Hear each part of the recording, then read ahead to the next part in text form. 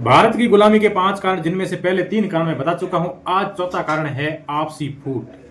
आपसी फूट के 2 कारण थे, जिनमें से पहला था हमारा प्राचीन संविधान मनुस्मृति।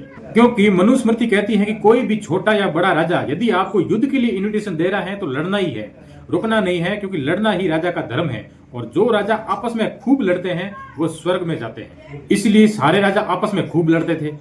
दूसरा कारण है अश्वमेध यज्ञ। पुराने समय में हमारे पंडित लोग राजाओं से अश्वमेध यज्ञ करवाते थे। ये यज्ञ बहुत बड़ा यज्ञ माना जाता था और ये यज्ञ करने के बाद राजा का मान सम्मान बहुत ज्यादा बढ़ जाता था। इस यज्ञ में राजा एक सफेद घोड़े को खुला छोड़ देते थे और पीछे पीछे उसकी सेना चलती थी। 1 साल तक घोड़ा जहां जहां जाता वो एरिया उस राजा का हो जाता। अगर कोई दूसरा राजा गुलामी को स्वीकार करना नहीं चाहता, उस घोड़े को रोक ले तो युद्ध करना पड़ता था और 1 साल के बाद उस घोड़े की बलि दी जाती थी।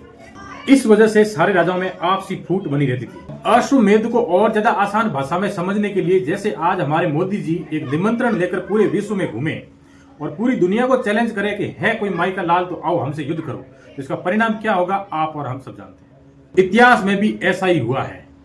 इसका परिणाम यह निकला कि सारे राजा आपस में दुश्मनी कर बैठे।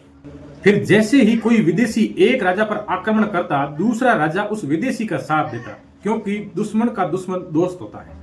दोस्तों, गुलामी का 5वां कारण बाकी है। तब तक के लिए आप फॉलो करते हो। मिलते हैं अगली वीडियो में।